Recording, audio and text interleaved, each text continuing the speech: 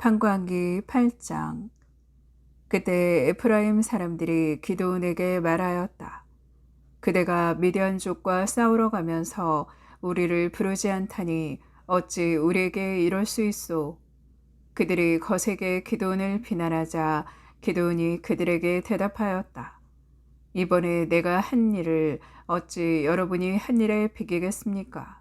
아비에제르가 포도를 수확한 것보다 에프라임이 포도 지스러기를 모은 것이 더 낫지 않습니까? 하느님께서는 바로 여러분의 손에 미디안의 제후 오렙과 지앱을 넘겨주셨습니다. 그러니 내가 한 일을 어찌 여러분이 한 일과 비길 수 있겠습니까? 그가 이 말을 하자 그에 대한 그들의 노기가 풀렸다. 기드온이 요르단에 다다랐다. 그와 그가 거느린 300명은 강을 건너 지친 몸으로 적군을 계속 뒤쫓았다. 기드온이 수코 사람들에게 말하였다. 나를 따르는 이 군사들이 지쳤으니 그들에게 빵 몇 덩어리만 좀 주십시오. 나는 미디안 임금 제바와 찰문나를 뒤쫓고 있습니다. 그러나 수콧의 수령들은 당신 군대에게 빵을 주라니 제바와 찰문나의 손이 이미 당신 손안에 들기라도 하였다는 말이요 하고 대답하였다.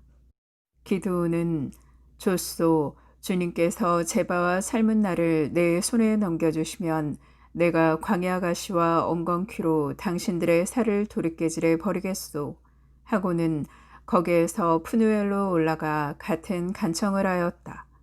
그러나 푸누엘 사람들의 대답도 수코 사람들의 대답과 같았다.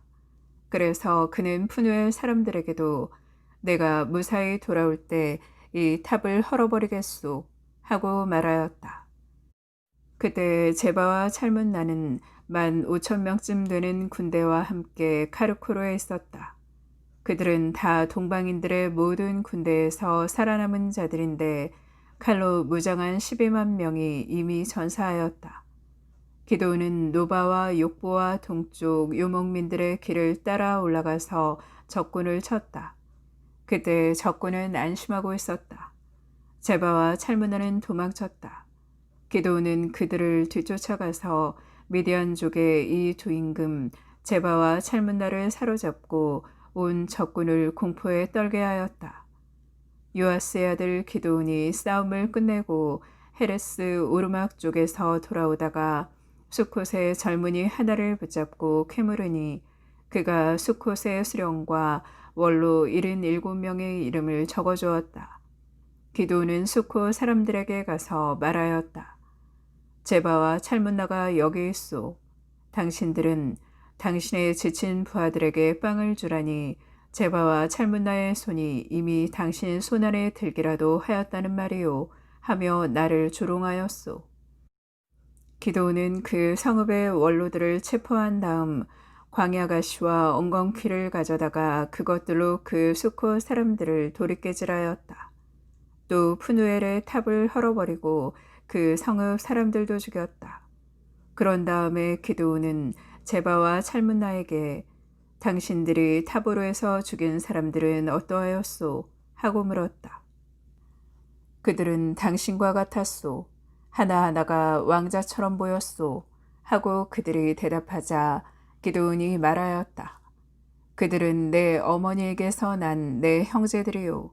살아계신 주님을 두고 맹세하는데 당신들이 그들을 살려주었더라면 내가 당신들을 죽이지는 않았을 것이오.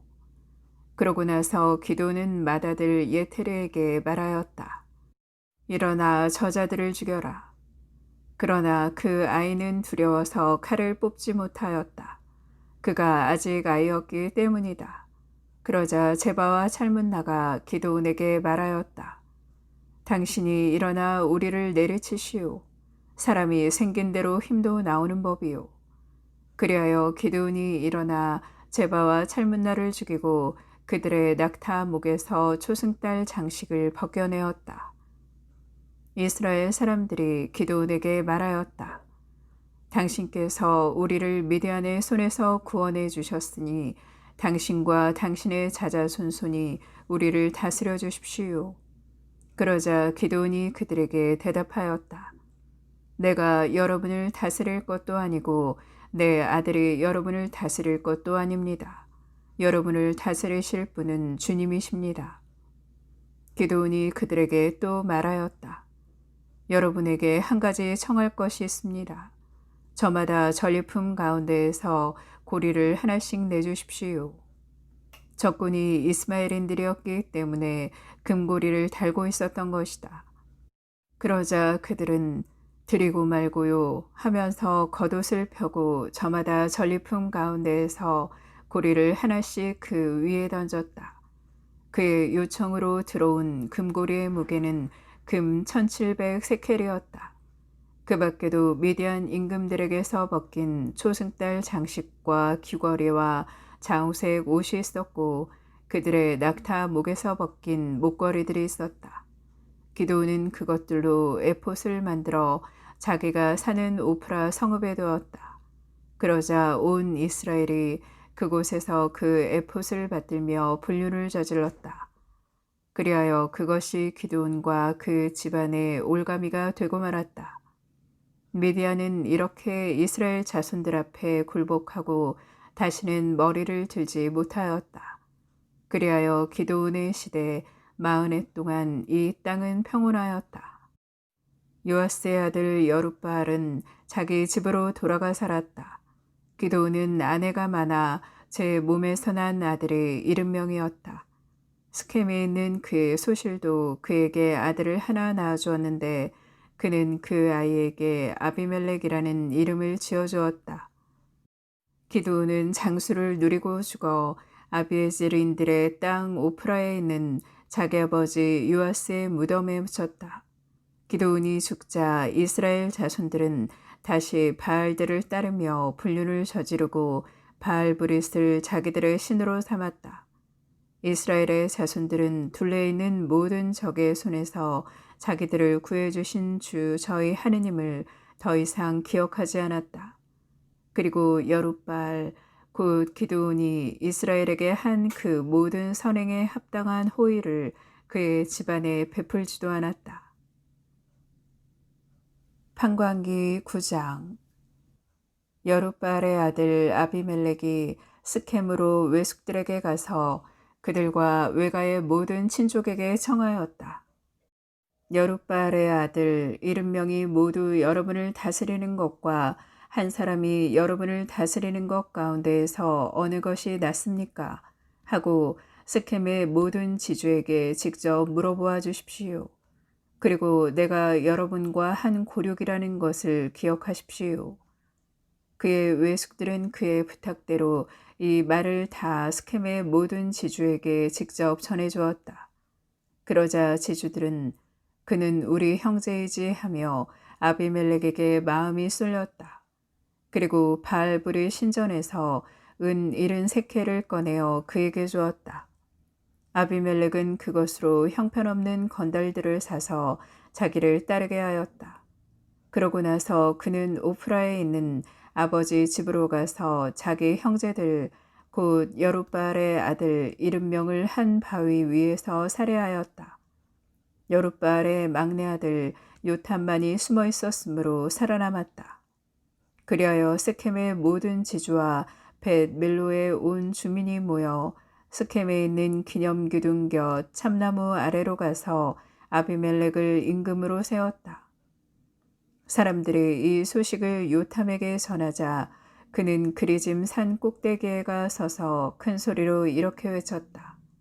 스켐의 지주들이여 내 말을 들으시오. 그래야 하느님께서도 그대들의 말을 들어주실 것이오. 기름을 부어 자기들의 임금을 세우려고 나무들이 길을 나섰다네. 우리 임금이 되어주오 하고 올리브 나무에게 말하였네. 올리브 나무가 그들에게 대답하였네. 신들과 사람들을 영광스럽게 하는 이 풍성한 기름을 포기하고 다른 나무들 위로 가서 흔들거리란 말인가. 그래서 그들은 무화과 나무에게 그대가 와서 우리 임금이 되어주오 하였네. 무화과 나무가 그들에게 대답하였네. 이 달콤한 것, 이 맛있는 과일을 포기하고 다른 나무들 위로 가서 흔들거리란 말인가. 그래서 그들은 포도나무에게 그대가 와서 우리 임금이 되어주 하였네. 포도나무가 그들에게 대답하였네. 신들과 사람들을 흥겹게 해주는 이 포도주를 포기하고 다른 나무들 위로 가서 흔들거리란 말인가. 그래서 모든 나무가 가시나무에게 그대가 와서 우리 임금이 되어주 하였네. 가시나무가 다른 나무들에게 대답하였네. 너희가 진실로 나에게 기름을 부어 나를 너희 임금으로 세우려 한다면 와서 내 그늘 아래에 몸을 피하여라. 그러지 않으면 이 가시나무에서 불이 터져나가 레바논의 향백나무들을 삼켜버리리라. 이제 아비멜렉을 임금으로 세웠는데 그대들은 진실로 그리고 흠없이 행동한 것이요. 그대들이 여룻바알과 그 집안에 잘해준 것이요. 여룻바알의 업적에 보답한 것이요. 나의 아버지께서는 목숨을 걸고 그대들을 위하여 싸우셔서 그대들을 미디안의 손에서 구해주셨소. 그런데 그대들은 이제 내 아버지의 집안을 거슬러 일어나 그분의 아들 70명을 한 바위 위에서 살해하였소. 그러고서는 내 아버지의 여중의 아들 아비멜렉을 그대들의 형제라고 해서 스켐의 지주들을 다스리는 임금으로 세웠소. 만일 그대들이 오늘 여룻바알과 그분의 집안을 진실로 그리고 흠없이 대하였다면 아비멜렉을 두고 기뻐하시오. 아비멜렉도 그대들을 두고 기뻐하라고 하시오.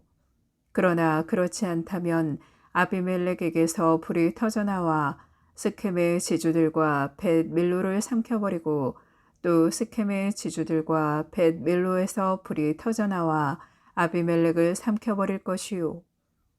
그러고 나서 요탐은 도망쳐 부에루로 달아났다. 그는 자기 형 아비멜렉을 피하여 거기에 머물렀다. 아비멜렉은 이스라엘을 세 해 동안 다스렸다. 그때 하느님께서 아비멜렉과 스켐의 지주들 사이에 악령을 보내시니 스켐의 지주들이 아비멜렉을 배반하게 되었다. 하느님께서는 아비멜렉이 여룻바알의 아들 70명에게 저지른 폭행을 되갚으셔서 그들이 흘린 피를 자기 형제들을 살해한 아비멜렉 위로 그리고 아비멜렉이 자기 형제들을 살해하는 데 힘을 보탠 스켐의 지주들 위로 되돌리시려는 것이었다.